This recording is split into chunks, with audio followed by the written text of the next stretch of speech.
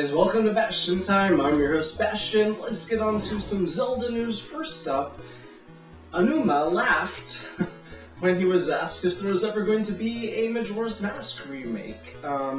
It was a very odd interview. Basically, the interviewer said, a lot of fans have been wanting a Majora's Mask remake for the 3DS, or at all, and what do you think about that? And Aonuma paused for a moment, and then he just started laughing. And so then he said to the interviewer, through his translator, now go ahead and put in that my response is laughing.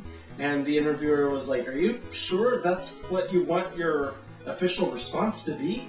And he says, yeah, because, either they can interpret it as, ha ha ha ha ha, of course we're making Majora's Mask 3D, what a ridiculous question.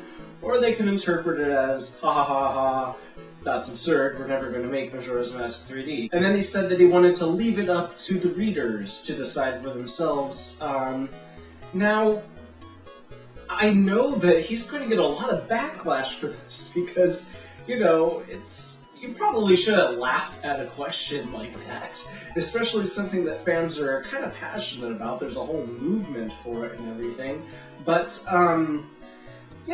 he is very stressed. In that same interview, he talked about how he basically gets no vacation in between games. As soon as he was done with focusing on Wind Waker HD, he had to go work on A Link Between Worlds, 0 days off there. As soon as he was done with Link Between Worlds, he's not going to have any vacation again. He's going to have to start focusing completely on Zelda Wii U. So he's probably pretty burnt out at this point. But my personal take on the situation is, of course there's going to be a Majora's Mask 3D.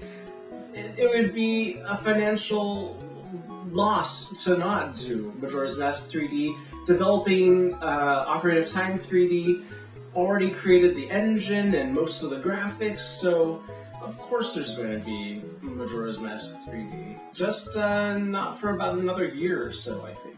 In a different interview, Mr. Aonuma explained the artwork change that we saw. Now, you'll remember at E3 we saw a depiction of Link that looked very much like the A Link to the Past Link, the same sort of age, actually basically the same drawing, except a different style. Instead of like a pen and ink, watercolor, anime sort of style, it was a painting sort of style in this new version.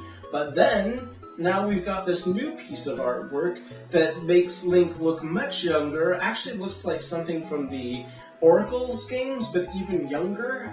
But the design, the way his shirt is sort of baggy and hanging off of his wrists and things like that.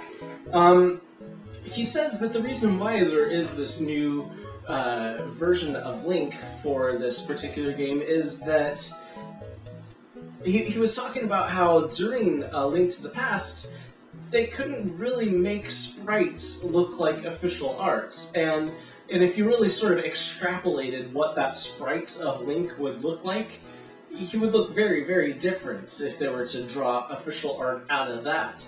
It usually goes the other way around, though. You do the official art, then you create the sprite.